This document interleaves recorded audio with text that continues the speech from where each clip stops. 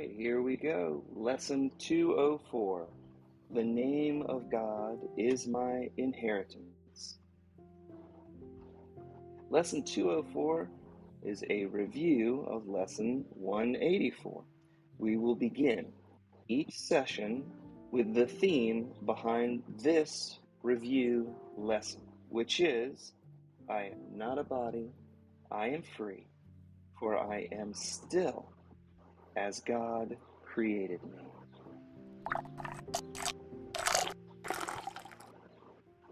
Lesson 204. I am not a body, I am free, for I am still as God created me. The name of God is my inheritance. God's name reminds me that I am his son, not slave to time, unbound by laws which rule the world of sick illusions.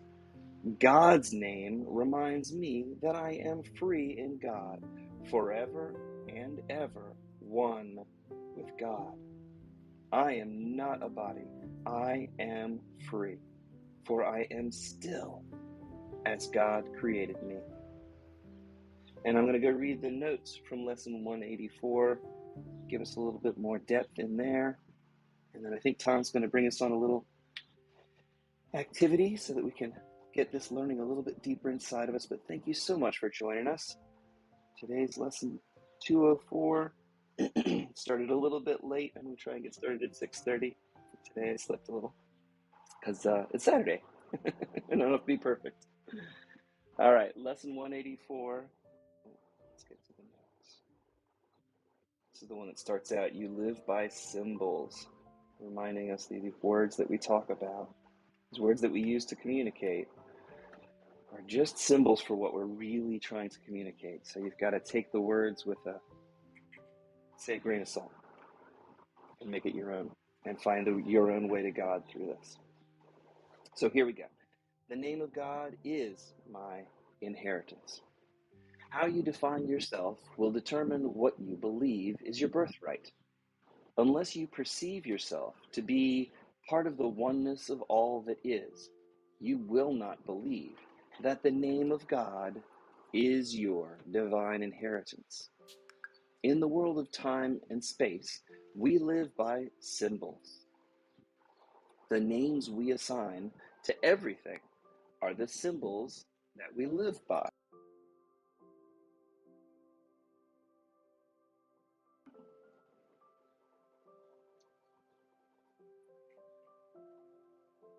When you name something, you assign that item certain characteristics and behavioral traits.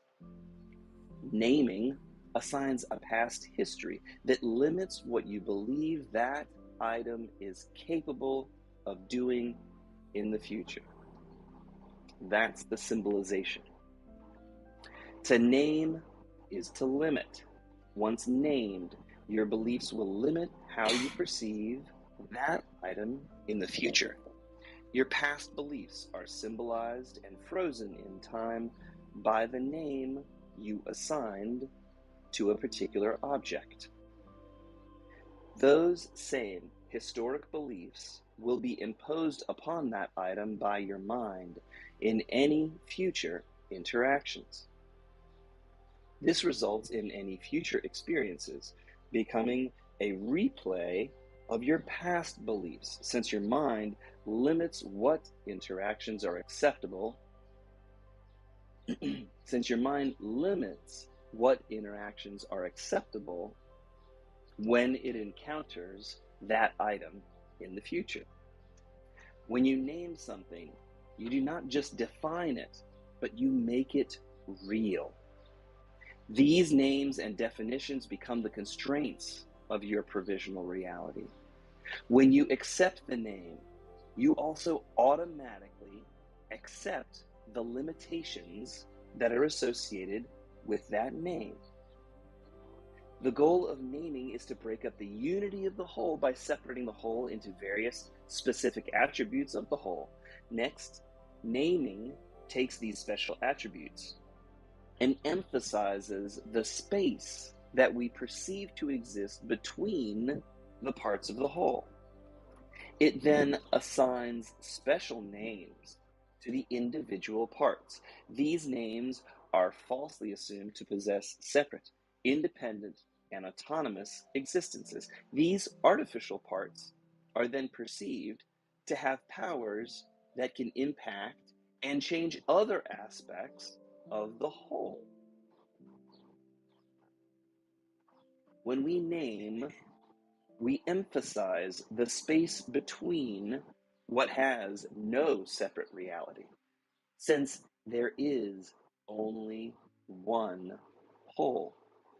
Naming obscures the reality of the continued, indivisible existence of the whole from our vision.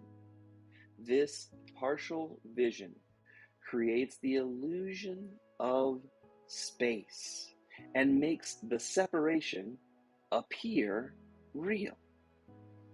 By naming, we separate the indivisible whole into special parts.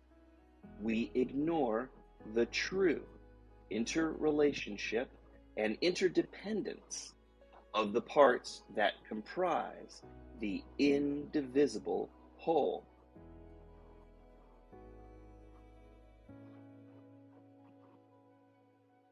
Naming is the means that utilized, there we go. Zoom has a feature you can automatically raise hands, and it moved my videos around. Naming is the means that's utilized by our egos to create the world of perception and separation.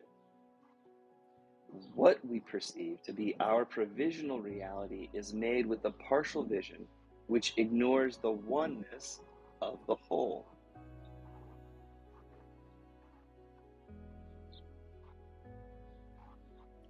Partial vision's goal is to separate the unity and fragment the whole, and thus make littleness appear real. We accept this partial vision to be our provisional reality. Today, we find ourselves in a world of time and space. It is an illusionary world that was created through our split mind's belief that lack, limitation, and separation are real. If you are to teach others the truth of what they are, then you must meet them where they perceive themselves to be. Most perceive separation and limitation to be their reality. In order to communicate with them, you must use the words, symbols, and dualistic language of their world of time and space. Yet, use their symbols to teach the fact that these symbols are not real. Use the language and symbols of separation to bring into their awareness the various aspects of God's Son. But also know and teach that true reality is that all aspects remain part of the indivisible, shared oneness of the mind of God. Let them know that all those attributes of God's Son also belong to them, for that is their true inheritance. God is a oneness. God is not a sum of the parts. Although the names assigned to the whole distort what we see, these distortions cannot change the truth. The truth is that there is no name but God's name. We say God's name and we cease to speak. Use the name of God to unify your sight and correct the illusions of separation that were created through partial vision. Restore the vision of Christ. Do not use the separate names to obscure the awareness that each of the various aspects of God is an indivisible attribute that belongs to the whole. Names and symbols have no ability to change the totality of the one self. There is no separation. The only name that you should acknowledge as your own is the Christ. The Christ is your big S self, your higher self. The name of God and Christ are interchangeable symbols for the truth. God is, and all things are God. There is nothing apart from God that is real. You are not an individualist, an individual, separate, autonomous being. You are a oneness of all that is. This reality of your oneness with what we call God is the final lesson and your inheritance. When you cease arguing for your limitations and instead choose to reclaim your rightful place within the mind you share with God. That last sentence was actually a question. It's supposed to be, when will you cease arguing for your limitations and instead choose to reclaim your rightful place within the mind of God? And then Tom's question of the day is, how you define yourself determines what you believe is your inheritance. You cannot believe that you are both separate and also claim that you are one with God. These ideas are mutually exclusive. So, what are you? Tom? Good morning. So yesterday we did a little exercise where we said a number of things. One of them was I am only love. Uh, Another one was I am God's beloved child with whom she is well pleased. Another was I and my brothers and sisters are one. There was another one that says I and whatever you want to use the word for God uh, is one. And then the final one was I am God. And what was interesting, whenever you did that, you might have felt certain resistance to certain statements. And one of the things that was pointed out, one person, in this case, I believe it was Jordan, said that actually, whenever, and the original one that I had mentioned was the idea that I and my father are one. And she said that she had some problems with that statement. And what it was the idea, and I had said, you could substitute whatever you want, and that you should replace that term God with whatever you feel, whether it's energy, force, universal, whatever that might be. But what she said was that the idea that in this case, I and the Father was one, that gave her a uh, feeling of lack, limitation, that we were actually putting God in a pigeonholing, saying Father, and that in her mind that was taking on the limitations that she saw with a personal being, with a body, with that limitation. And that's an important thing to be aware of, that whenever we name, we limit.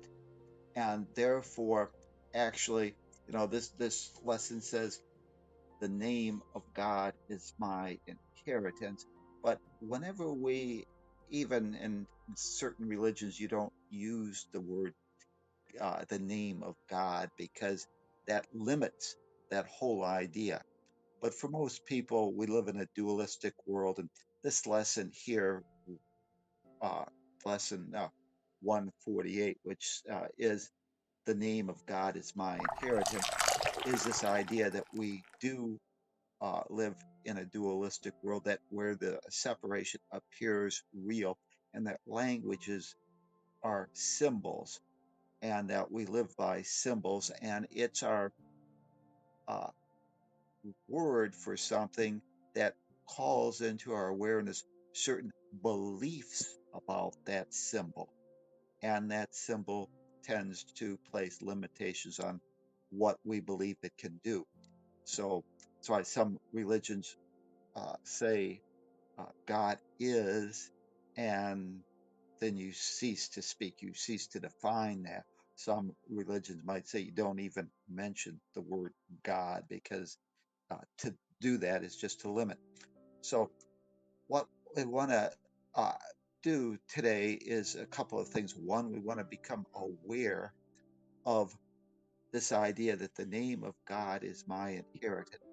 And God is, if we didn't put a limit on him, we would, or, call anything, God is unconditional love.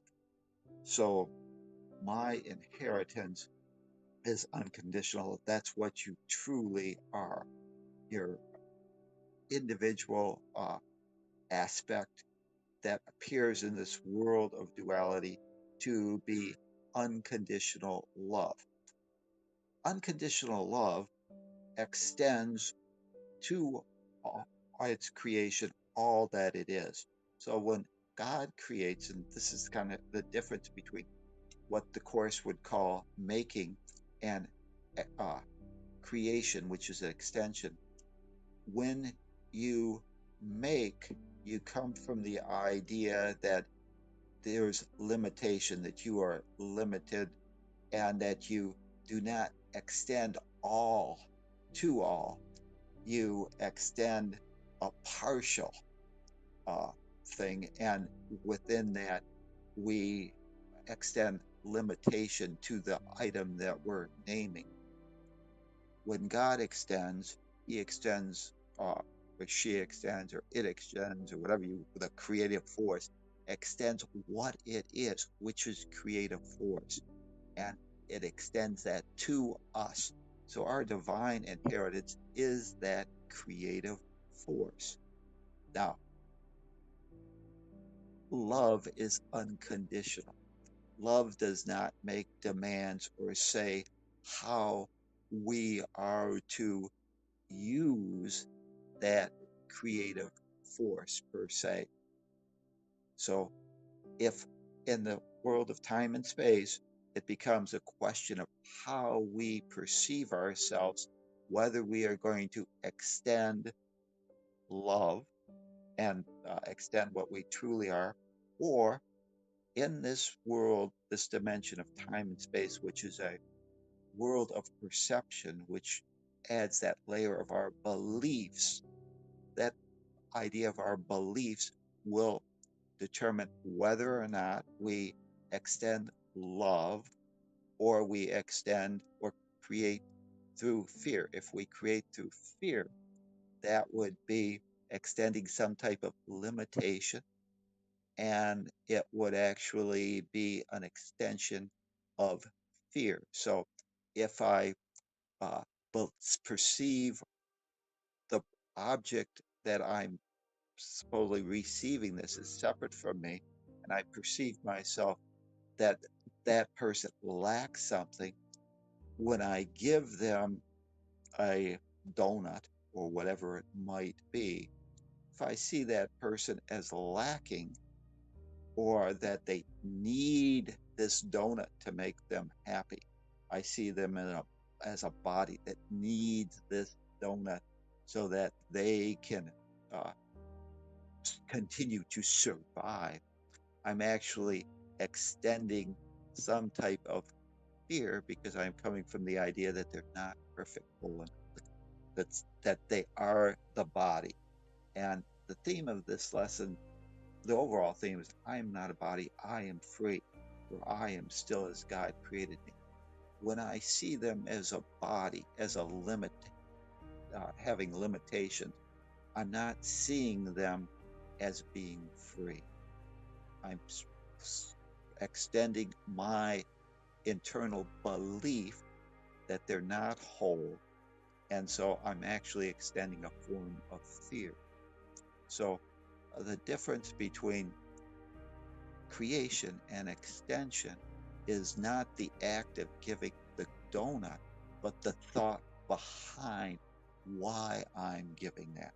If I'm giving that because they're part of me and I have abundance and I see them as just a part of myself, I can do that with love. I can share abundance knowing that they don't need this. Okay.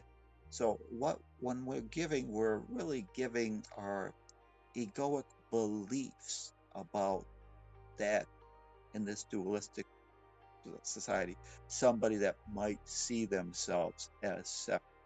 So are we giving them abundance or are we seeing them as someone that lacks?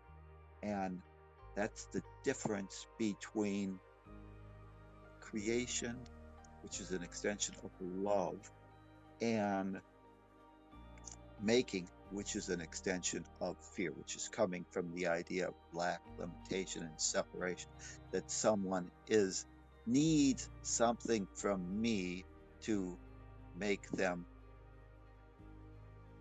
safe, to make them whole, make them complete. So this idea of what we give, that's why we say that it's not the action of giving that really is important. It's the idea behind it. Are we giving them their inheritance, their idea that they're perfect, whole, and complete, they're part of that oneness, or are we giving them separation?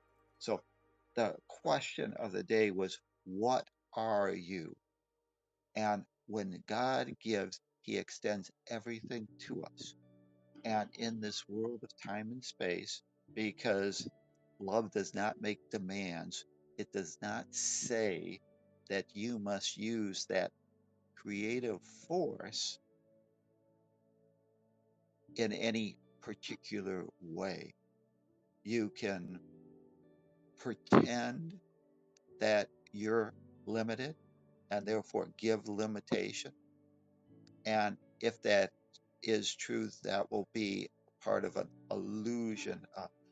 Imagination won't be real in the mind of God because God always knows us as perfect, whole, and complete. But if we see ourselves as not perfect, not whole, we will make in this world, we will extend our own belief in lack, limitation, and separation to others. And we may also demand, which conditional love would do, that that person accept what we give them in the proper way, that they show the right gratitude or reaction to that gift.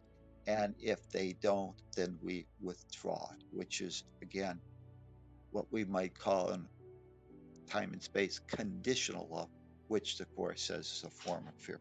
So uh, let's see what we really are and our divine inheritance. So why don't you get in a comfortable position and just become aware of your body and your breathing mechanism and take in the air, which in this case is really, if we perceive ourselves to be a body, is what we believe we need to survive. In truth, you are not the body. You are energy. You are spirit. You are consciousness. What you're really breathing in, the breath, is a symbol for that life force, that consciousness. So we're not really taking in the air, we're taking in the energy, the life force that surrounds us, permeates our world, and is the love of God. So breathe in, if we want to use that term, those dualistic words. Take in the love of God, take in that energy, and see that energy and be aware that that is your essence, pure energy, pure potential energy that is a force for creation. I breathe in that life force. And as I do, I realize that there is only life force. That's all there is. There's energy.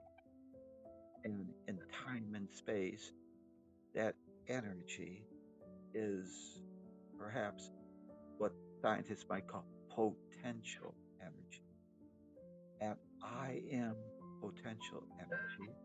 And it's my intention, my consciousness that moves this potential energy into kinetic energy or life force that tends to, in time and space, appear in the physical realm as the settling of the quantum of this energy force into physical form.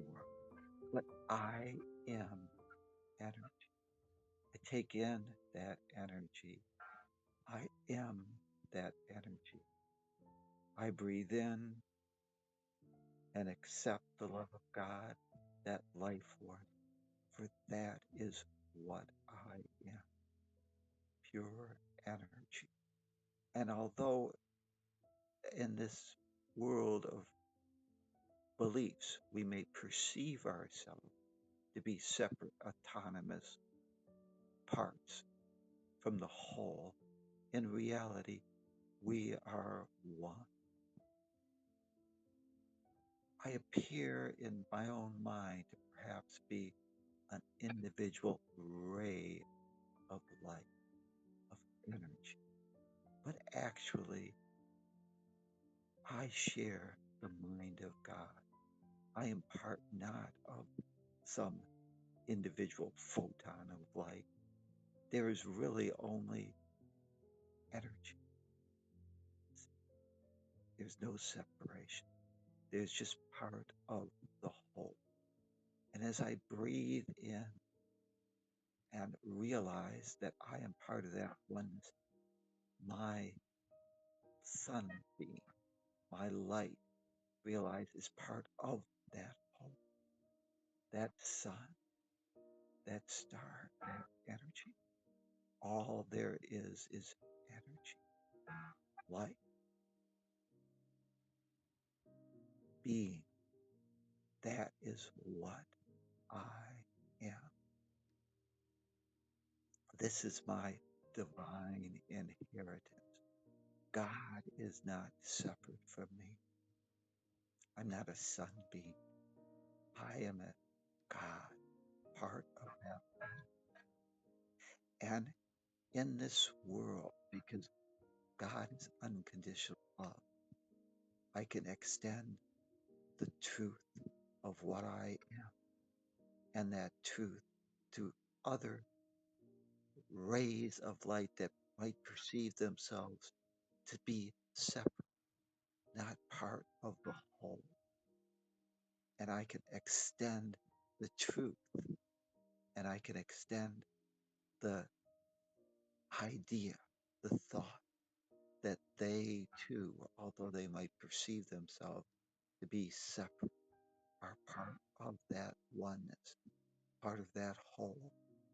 And in that truth of my realization that I am whole, perfect, one with God, I can extend that same thought to what might perceive themselves to be separate, autonomous beings that somehow have separated from the truth of what they are, something that might perceive itself to be limited, to lack, to actually be the costume, the uh, game token we call a physical body. I can extend the truth of what they are, that they are energy, potential energy, just like me, because that is all there is. Energy, that is the truth.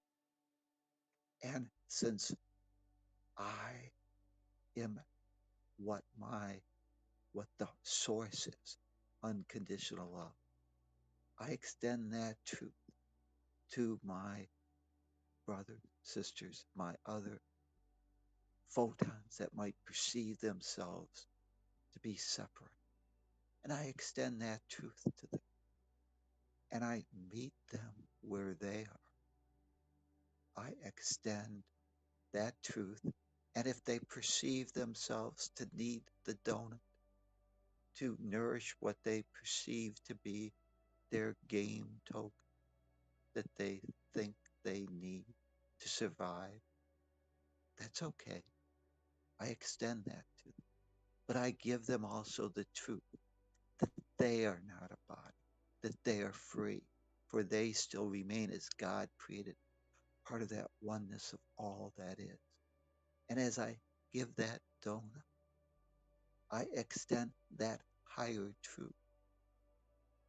They, as an individuated aspect of consciousness, have the right to accept that where they are. I don't need to make them wrong because they gulp it down, or I don't need to make them wrong because they do not react the way I think they should.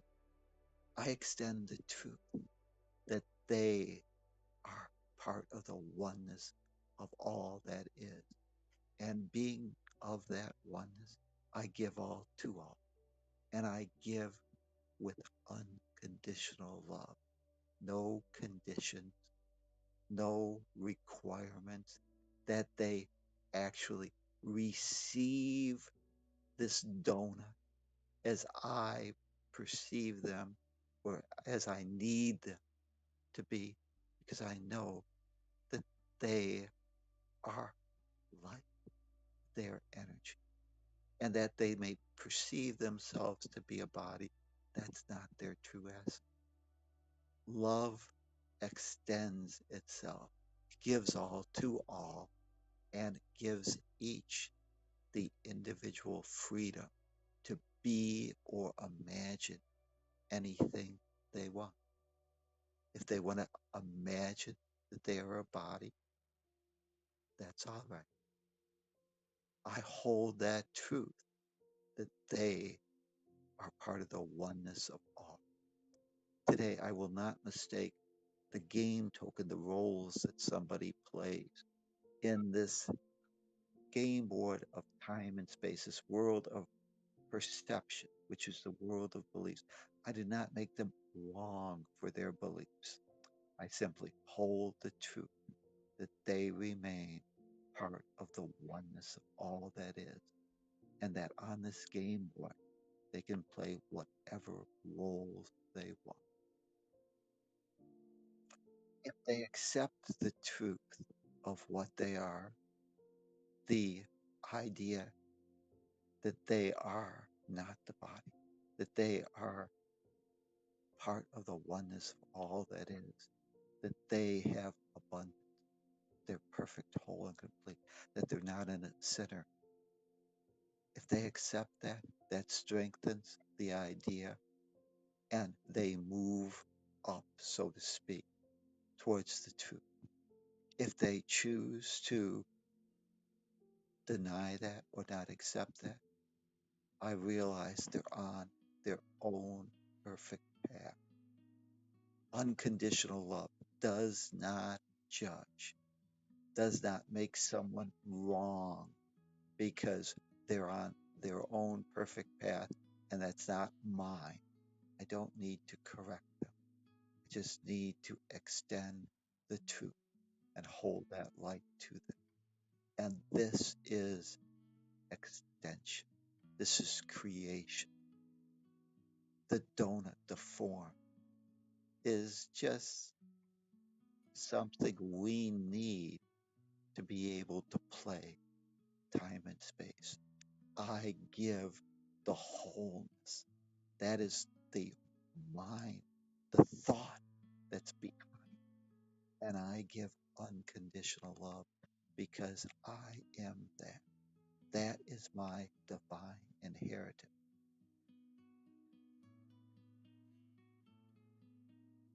The name of God is my inheritance.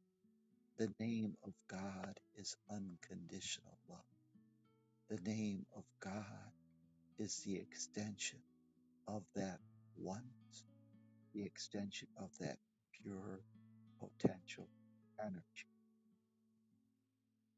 No limitation, no lack, no condition. This is your divine inheritance. As such, you, as an individuated aspect of consciousness, have the freedom to accept the truth about you, that you're as God created you, perfect, whole, and complete, or you have the ability as a decision maker to deny that truth and cling to your littleness. Today, you as decision maker have a choice. You can accept the truth that you are spirit, energy, or you can deny that truth and pretend that you are a body, that you lack, that you're a sinner, that you have limitation. And that decision of what you are will determine whether today you extend love to your world or you extend the fear of lack, limitation, and separation. You, as decision maker, get to decide. Today, the name of God is my inheritance. I am not a body, I am free, for I am still as God created me. God, cause, I effect, two sides of one inseparable coin. My brother, my sister, an effect of God, two sides of one inseparable coin. I and my brother and sisters are one. I and my God are one. I am God because God is, and there is nothing else. There is nobody or nothing to fix, nothing to change, nothing to control, nothing to protect, nothing to impress. There is nothing. God is, and you are that one.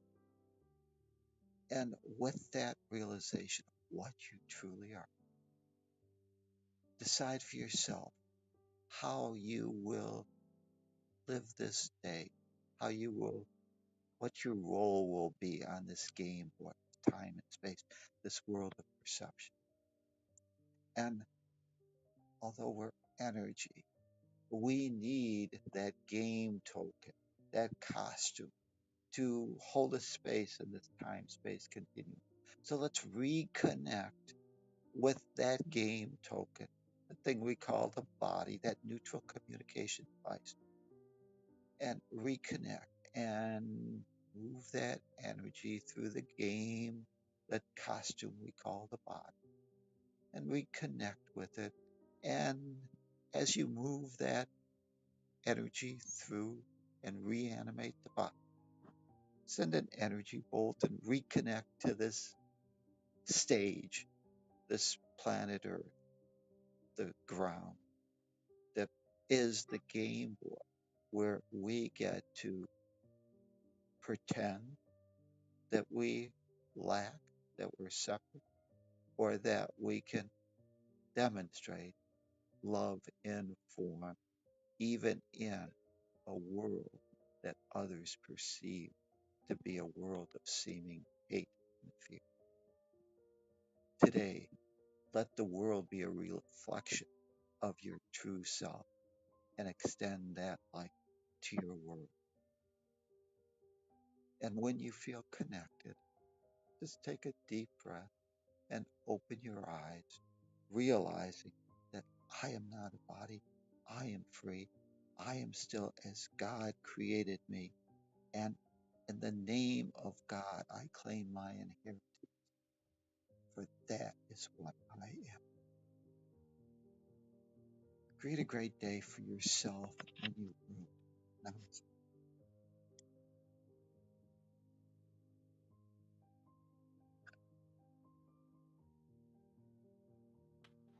Thank you, Tom. Wonderful, wonderful little experience there. I definitely have the sense over and over as I listen to this lesson, as I go through life, exactly how limiting the idea of words can be. Just think of Father, Son, and Holy Ghost, right? The the Jews before us, they're the group that says we're not going to say the name of God because it's a limiting thing. They're not allowed to pronounce it. They're not allowed to write it. When they write it, they write G underscore a D instead of God. Hashem is another way of pronouncing it. There are actually several ways that you can pronounce around the concept of God without actually saying the name of God and defining it.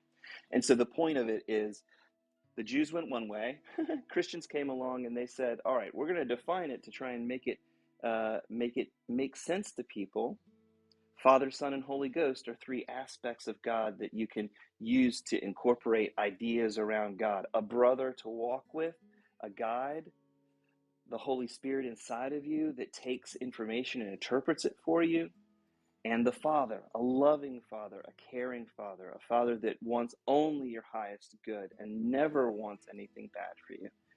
If we could take those three things and meld them into one idea, we'd start to get a sense of how great God could be. But all those terms, they all limit what God really is and don't even let it come close. So just don't let the words get in your way. Do your best to let the concept flow in you and let God show you who He is. That's my 2 cents. I'd love to know what you guys think. Thanks for joining me this morning.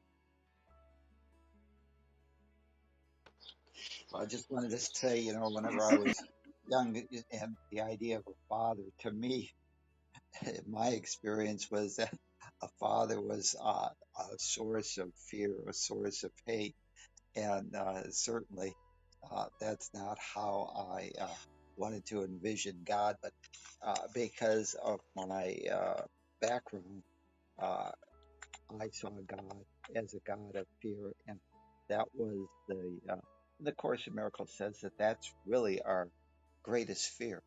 That's the last obstacle in reawakening to the truth, is how we see those symbols and placing those limits on. Thank you. I had that same experience as well with my father. For me, my father was not even in my life, and he was violent. So it's amazing because I had that kind of same experience, and now I know that it was myself being feeling and giving density to the idea that I'm apart from one single source. So it's beautiful to encounter those kind of symbolisms. And if this lesson of today, it's all about that the name of God is my inheritance, as Tom Tom has gave us the approach in the meditation. We also need to really take deeply understanding on the concept of uniqueness instead of differences. Mm, there's there's a difference between those words in the deep sense, because if you compare to other people, if you compare your life to other people's life, the comparison will create difference between you and others, and that will put them or you in an inferiority level or a superiority level. It will create difference. So making comparisons can create, I'm not saying that comparisons are good or bad, it's just that comparison can create that separation idea, because you will see differences when you are asleep. But when you are awake, when you understand and you start to see your life in the interaction with things and people, when you are awake and learning about this concept of unity, you will see that everything that is outside of you is unique. Is unique. Why? Because it represents parts of you that you admire of yourself, or it represents things or aspects of you that you reject in some form. But those things has to be outside of you in order for you to see it, because you, with your eyes, you cannot see your face. For example, you will always need a mirror, even if it is in the form of an object or in the form of a person. So when you do comparisons, and you are not in this kind of spiritual curiosity, you will see differences that will put them or you or it and you in levels, like this is superior to me or lower to me or whatever.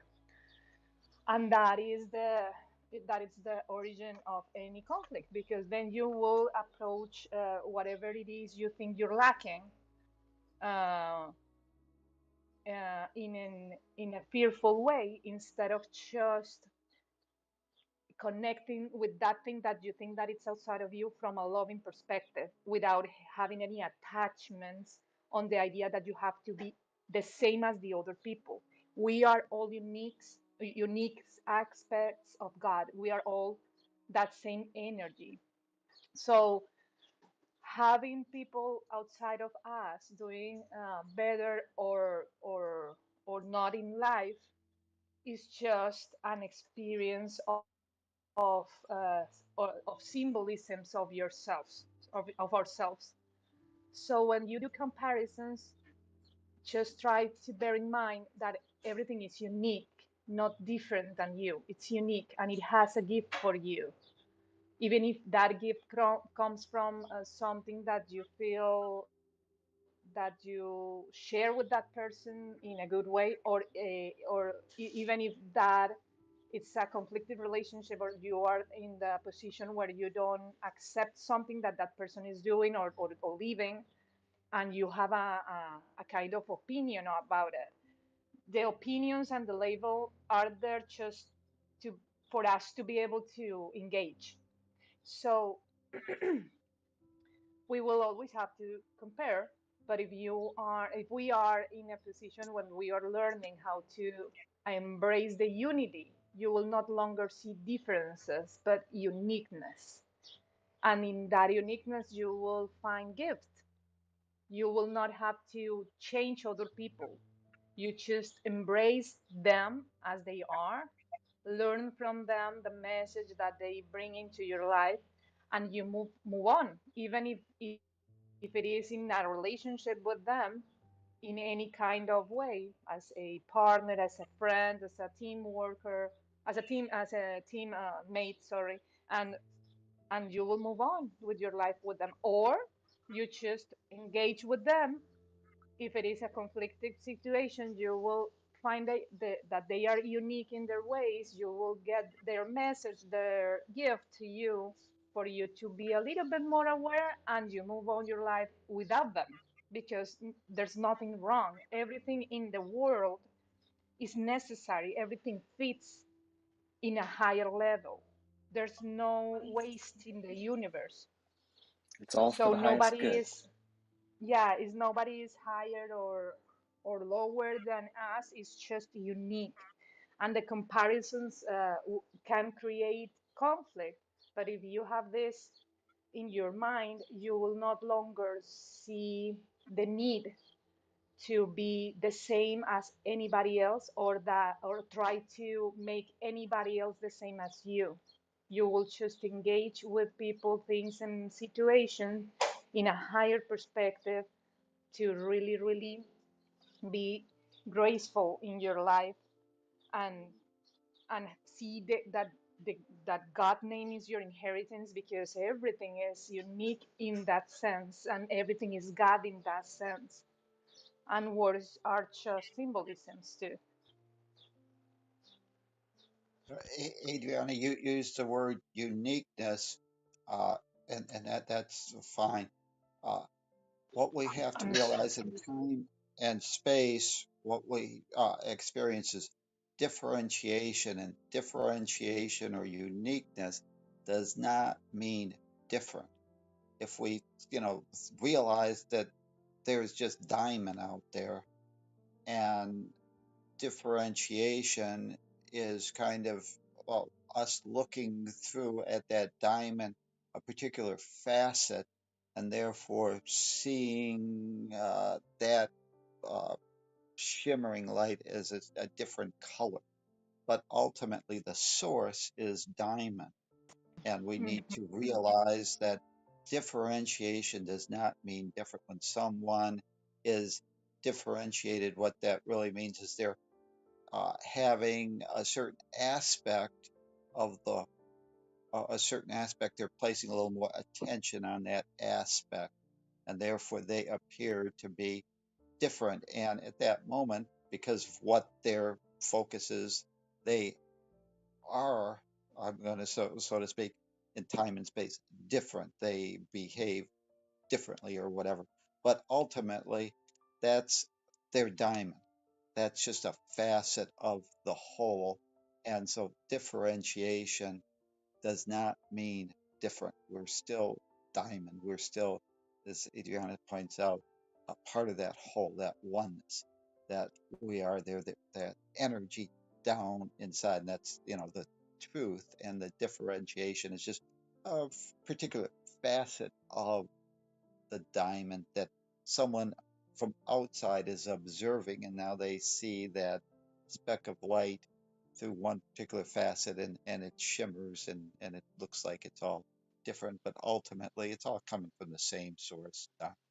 Or, you know, the, Hmm. thanks. Rainbows are made of light, and rainbows come from white light. They go through a prism, and like a diamond is a prism too. But the prism is the thing that separates it and allows us to differentiate it. It's the thing that separates out blue and yellow and red and purple so that we can see a difference. We live here in the world of duality where there's separateness. That's something to accept and embrace if you can. But our spirit lives in non duality. Our spirit lives in the wholeness. It lives in a place where rainbows come together and become white light again. And it's important to remember that the light that we see, and all we see are rainbows here on earth, is truly one single source of white light. Our sun, our provider of energy, if you will. That's one of the big sources of light that I'm looking at. Hopefully that helps too. hi everybody. Hi Lee, Jordan, Luis, Dragan, and Sana. Thank you for joining us. This Saturday here is very hot, and I'm just hoping that you have a beautiful weekend too. Um, this has been really quite a journey for me, for of course, and it's really nice and wonderful whenever we get this and we see you again here.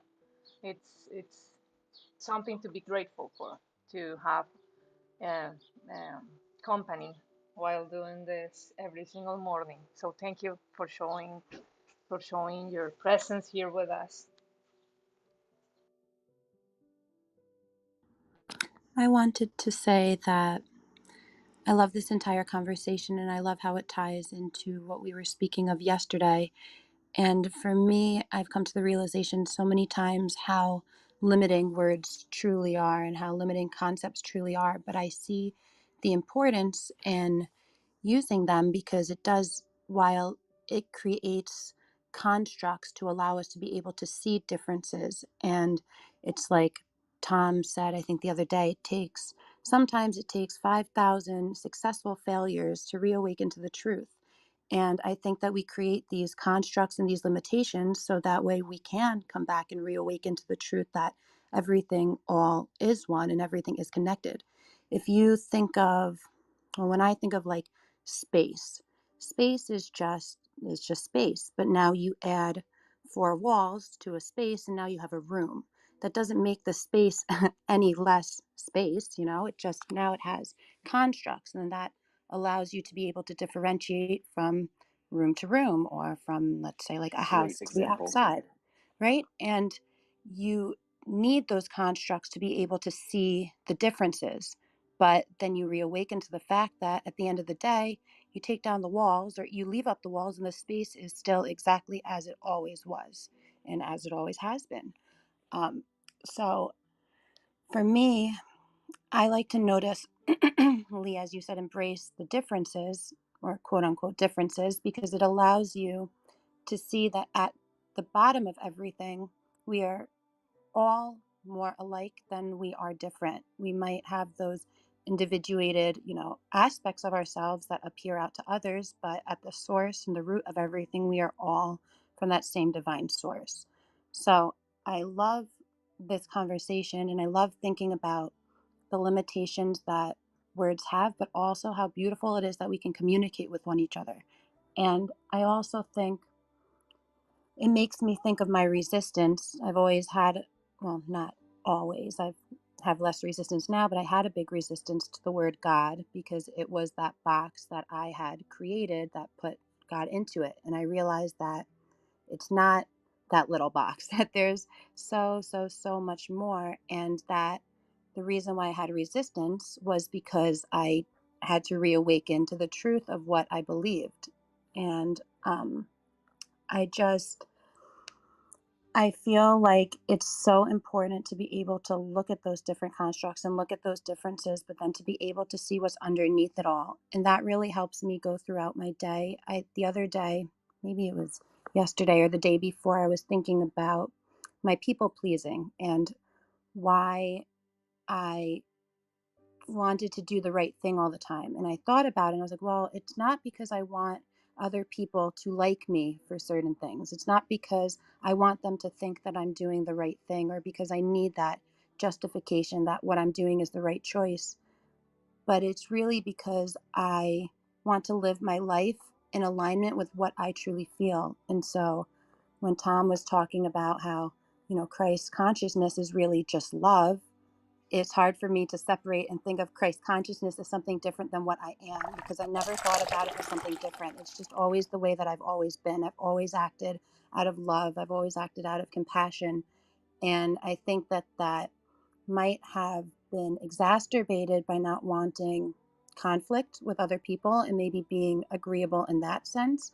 But it was always that intention. I'm not giving the donut because I want the other person to be happy that they received it. I want to give the donut because I know that that is something that I believe is a good thing to do. And I want to be in alignment with my highest good so I can share that to everybody. So those were just my 2 cents for today. Thank you. Well, it Amazing, sounds Jordan. more like a So million. good. Thank you. And I heard something yesterday that it was beautiful. It came from a small video from Jay Setting, that he is a former monk that became a social media influencer and a great source of spiritual, um, yeah, spiritual knowledge. He's a really wise young man, and he's married. So yesterday I saw a small video, uh, where he is like in an interview with his wife. It's funny because they two are so alike. I mean, they have a holy relationship, and it's so holy that they look so alike. They look like brother and sister. And she was curious about why and how can it be that whenever she made um, this kind of request that we as women do, when we are like around our husbands, and we are not meaning by asking like We cannot do it ourselves. It's just that we sometimes request things that are like how is the word, honey, when we request something that is like a capricho. Hold on, the I need to find this word because if sorry, 1 second, please. Like when you request something that is not a need, but it's a oh, but it's like a childish desire when it's oh my God. Oh, capricious, yeah. When you ask something like if we are both sitting in the sofa and I have the water in front of me, instead of me reaching with my hand, I ask my husband, please hand me the water. And you're closer to it. And you're closer to it, exactly. So this guy was with his wife, and she was curious about why don't you even complain about this every time that I said that I ask you to do something, you're so diligent and you just go without even flinching. What? How is that possible? And he says, well, the first thought that goes through my mind is that you are a brat, and that you're closer, and that you are closer than me. But that is in my mind, because I know that if you're asking me to do that, and you are the love of my life, and you love me, you are not doing that to give me a hard time. You are not asking me to do that because you want to give me pain. You love me, and therefore, what you are asking me is to love you in a certain way that I don't need to judge. I just need to give you that love because I love you. Maybe for me, is a it's a childish way of asking love, but it's asking love. And you love me. You're not doing that because you wanted to put me in a bad place. You're doing that because you're asking for love. So it was, in a sense, some sort of the same um, thing that Jordan was saying before. And yesterday when I found that video, it's so amazing because people pleasing sometimes is not that the other person is trying to convince you to love them. It's maybe because the other person is so aware that the love is all there is, that maybe also there's sometimes when they really understand that the other people request that might seem really like a goofy one or a ridiculous one. It's just a love request, and if you are the love, why would you say no? In the course in miracle, in the part of the text in the book, there's a lot of things, a lot of moments where the book says that don't resist to your brother's request, and that is so hard to do because we are always in the sense, but how can I give it all? I mean, how am I going to give it all, because what else will be left for me? And the fact is that love is all there is, so there's nothing to be lost. If you are asked to do something and that request is coming from the person that you have a deep relationship, the first thought that we should have in our minds if we are doing this work is the love is requesting something from me, and I am the love, so I'm gonna answer with love instead of hesitation, rejection, or whatever. Not by not saying this by I mean, I'm not meaning this like if the love of your life is asking you, I don't know, the friction that we have in the level of the form, but that friction is not there for us to engage with pain, but instead to engage with the power of creation.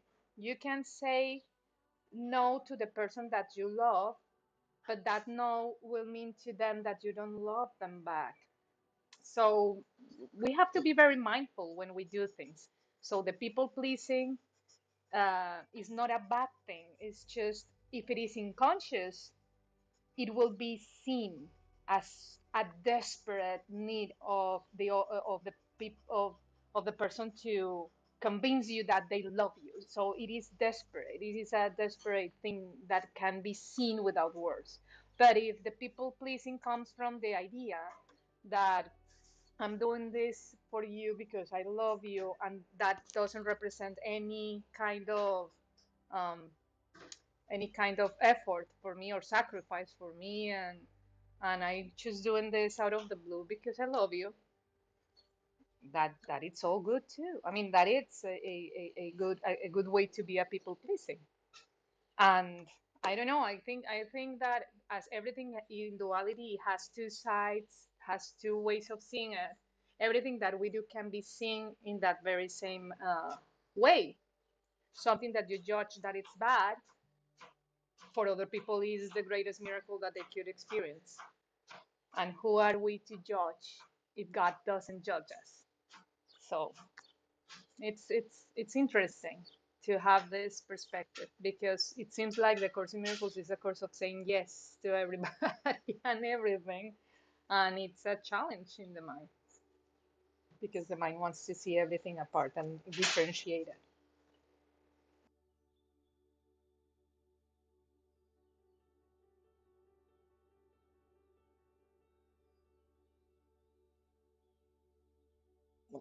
This is just for what it's worth department, but uh, I just wanted to relate an experience that I had about 25 years ago.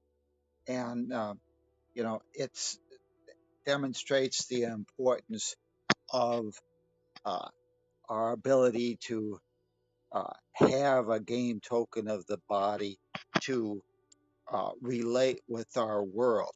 About 25 years ago, I was working on just creating a whole lot of stuff and just creating all my beliefs. And one of the beliefs that I was given, or that I decided I wanted to just create, was this idea that I was the body and the body was me. And that I actually had a specific identity. And I wasn't totally successful with that, but I was successful enough that I uh, lost this idea that I was the body. I was disconnected from that body. And my world and all that I saw as I had just created all my beliefs was just pure energy surrounding anything I looked out. I just saw uh, energy moving around in and out, and I had lost my ability to uh, actually, because of the labels and the beliefs and separation that had been discreated, I had lost my ability to put the walls around certain things to be able to identify something as a table. To me, all that I saw was, uh, and it was very beautiful, energy moving in and out. So uh, there was no separation. It was a very wonderful, uh, euphoric experience that I had. It lasted less than 2 weeks, but my handlers were very concerned because I was not able to function in this world because I couldn't differentiate anything. If there was a light or a wall, I wouldn't see it. I just see the energy. And so it was important and for me to reconnect with the body. And it was interesting how they tried to get me to reconnect. They had me uh, eat to try and connect to the body. I don't want to say they were force feeding me, but they wanted me to eat. They wanted me to uh, put me on a track, not a track, so that I'd have to run to try and reconnect to the ground. Uh, and then the other thing that was done was I needed to label things.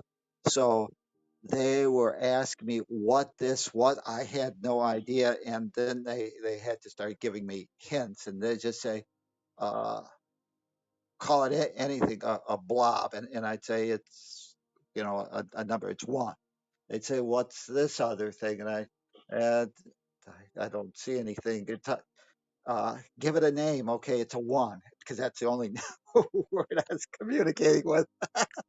uh, but as I started to name things, as I started to reconnect to the various labels, and it was that naming that eventually forms started to reappear, and I started to reconnect and be able to uh, interrelate with this time space continuum, with the idea that there was separation. And, it was, like I say, interesting. And uh, it was a very wonderful experience. I didn't see any problem. It was just that they saw a problem in that I was in this euphoric state and couldn't communicate. And so I was not functional in this time and space. So, the body, like I say, is our neutral communication device that we need to be able to communicate.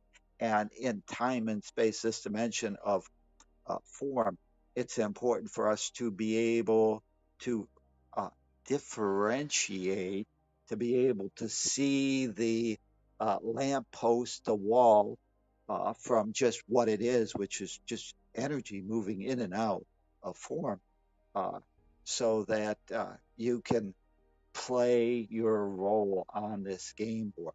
But this idea, I'm not a body, I am free, that was the experience, and it was just a total oneness with everything. All that there was just beautiful energy out there. uh, and I certainly didn't want to come back.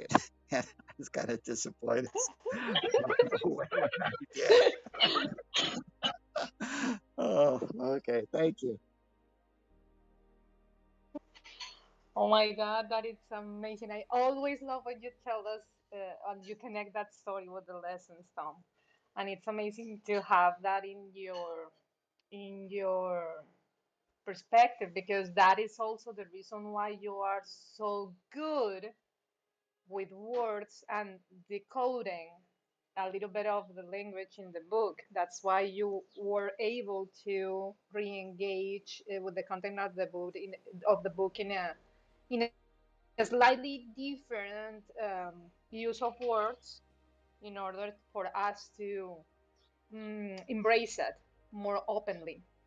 I bet that experience that you had uh, gave you this new opportunity in life to just move forward with everything that you were uh, having in your plate, I guess, and without any fear. I'm wondering if you, in any moment, did you felt fear for not being able to engage with other people that seem to be concerned about you? Will you tell us if you were in?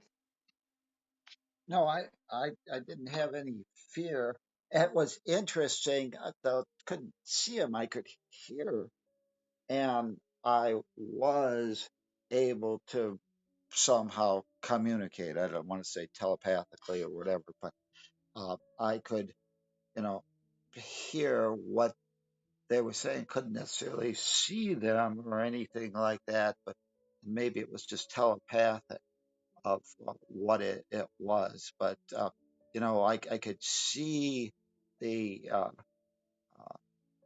all that I saw was just energy. So it was amazing. No fear. It was, like I say, a euphoric experience. I mean, I've had those experiences before, when you astral project and stuff like that.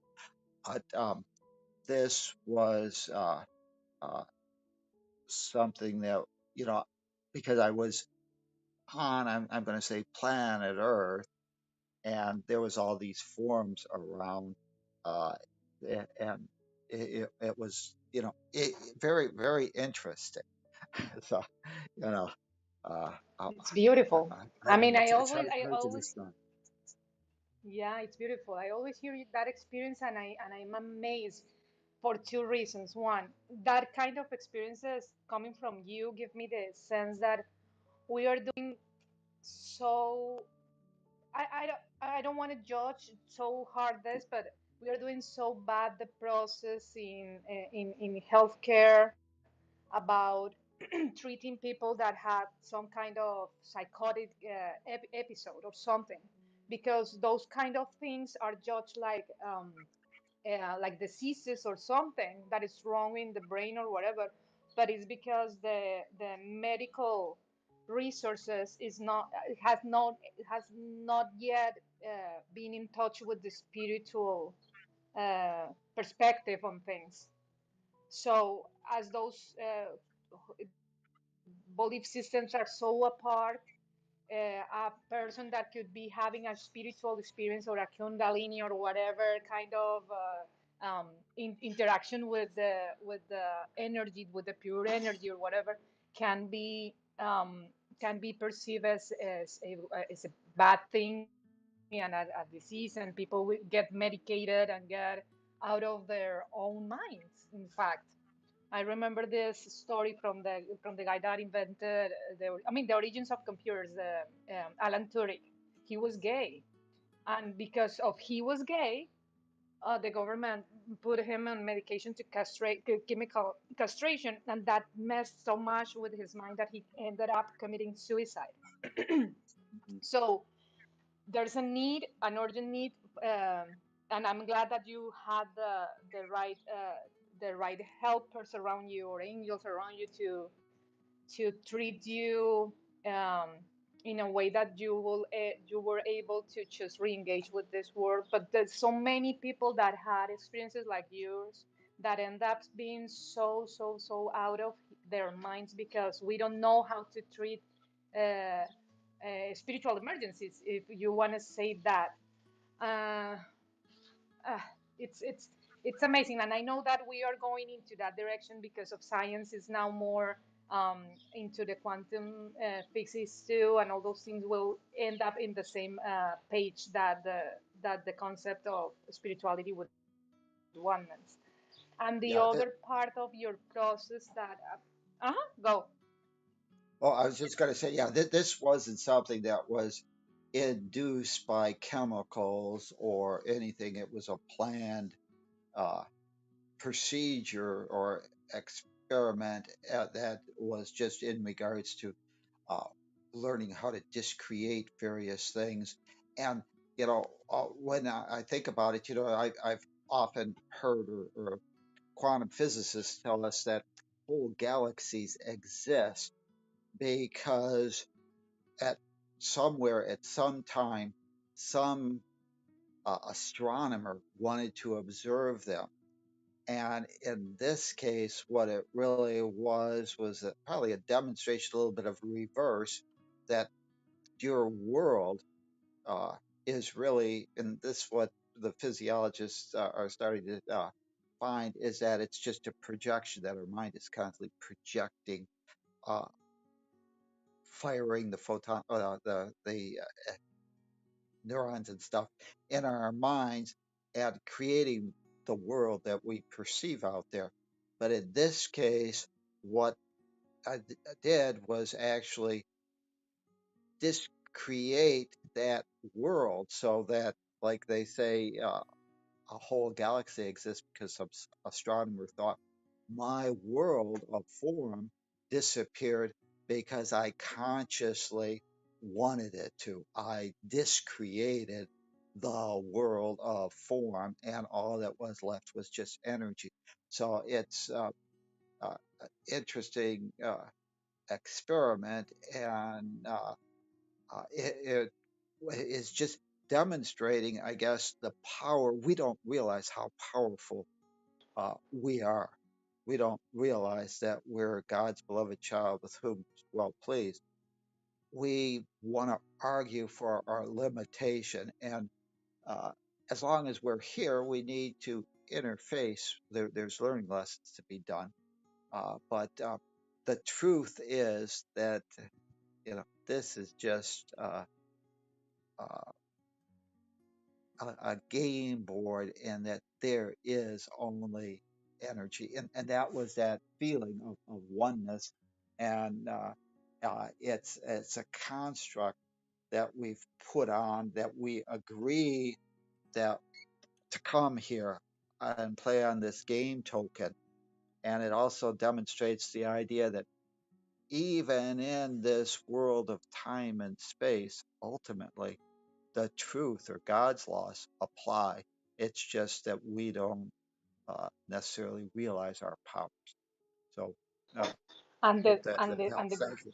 the most challenging, I guess that the most challenging belief system is death.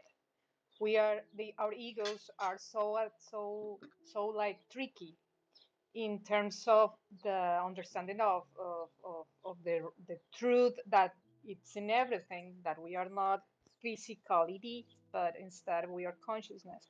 And our ego is so attached to this that the most challenging belief system that we have is around that. We don't know how to die. We are so eager to be living in this world that we do everything in power to